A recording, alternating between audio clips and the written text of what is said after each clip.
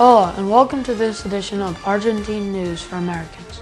I'm Alex Ray. Our top story today, the results of the presidential election are in, and Argentinians have elected for the first woman president in the country's history. Cristina Kirchner is the wife of Argentina's current president, Nestor Kirchner.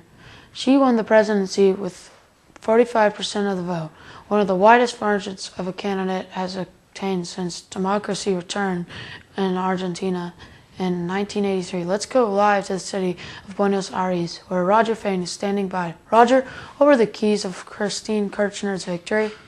Cristina Kirchner rode on the popularity of her husband to win the presidency.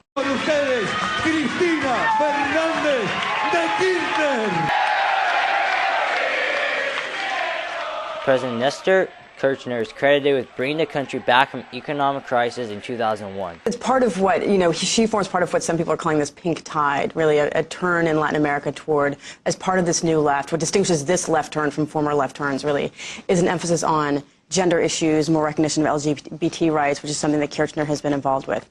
She refused to debate her opponents and spent much of the campaign abroad in photo ops with world leaders.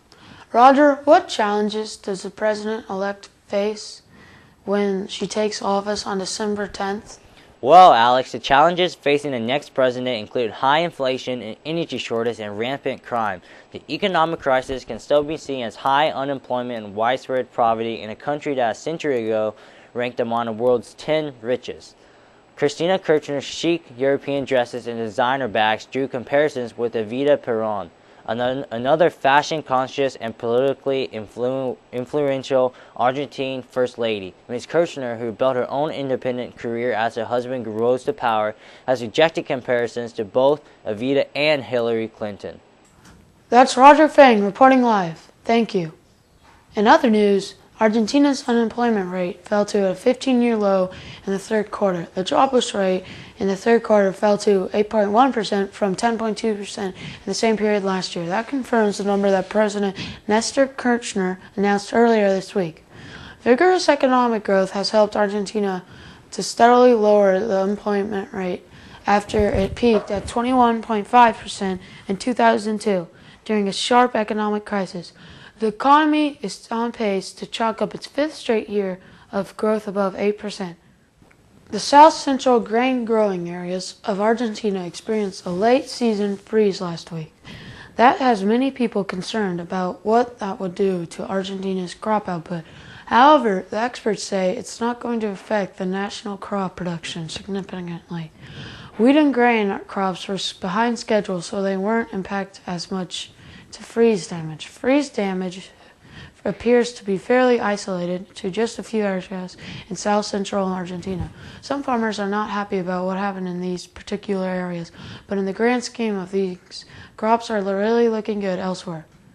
Tourists from 14 nations were rescued off the southern tip of Argentina when their cruise ships bound for Antarctica hit an iceberg and sank. Roger Fang is standing by live in southern Argentina with details. Roger, what happened?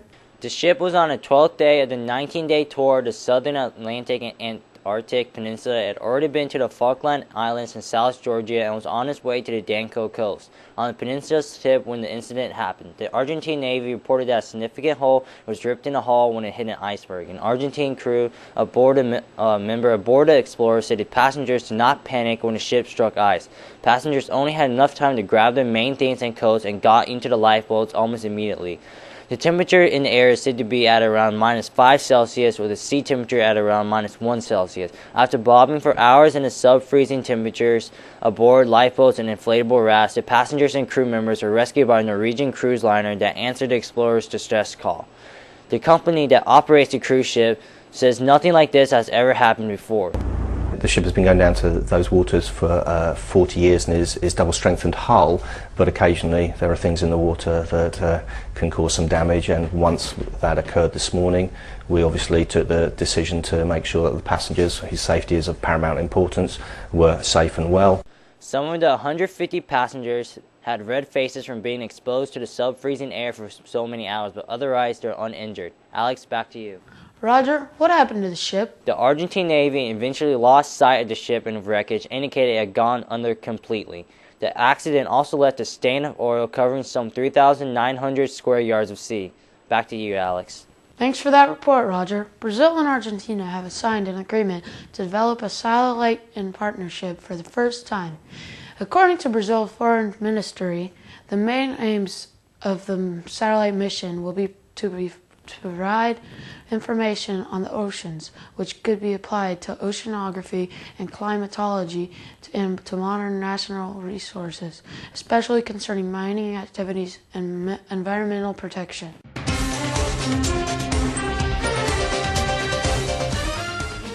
It's time for sports. Here's Just Joe with a look at some of the sports history in Argentina. Argentina's national game in the country is football. In the U.S., it is known as soccer. The Argentinian national football team won the World Cup titles in 1978 and 1986 in some very tough games. They were the underdogs in both of these games. Just recently, released by the World Football's ruling body on Friday, Argentina remained on top of the FIFA rankings for November, with Brazil and Italy close behind. The Argentinian team won the first Olympic gold medal in polo in 1924. The polo player Gonzalo Pires is one of the best in the world. He has been ranked in the top 10 for the past 9 months. Pato, also meaning duck, is a special Argentinian sport and is known across the country. It was first played by the Gauchos. It was originally banned after being deemed too hazardous. In the 1930s, it was brought back with new safety precautions. 2 teams of 4 men on horseback will throw a leather ball with 6 handles into one of 2 baskets at either end of a large field. Pato is still highly enjoyed in Argentina today. The next 3 sports in Argentinian culture, basketball, volleyball, and rugby, are very important. They got 2nd place in the last Basketball World Cup and 1st place in the last Olympic Games in Athens. 2 more sports that are also moving up the ranks in popularity in Argentina are field hockey and horse racing. The Argentinian women's team won the last World Cup in field hockey in Perth, Australia. 2 of the most popular sporting events for spectators are the Argentine Republic Prize in April and the Grand National in November.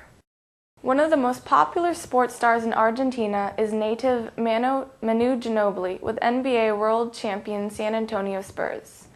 Recently, after a tough season, Spurs coach Greg Popovich told Manu Ginobili to rest during his offseason. This strategy obviously paid off. I used to, in Europe, to take 15, 20 shots a game, being the man, the go-to guy in the last minutes, and I had to understand my new role. Manu Ginobili is the 6th man of the Spurs and comes off the bench and was a lot of help in the championship. Manu played for the Argentina national team and was the team leader when they won the gold. Alex, back to you. Thanks, Jess. And finally, tonight, the Argentinian tango is taking the world by storm.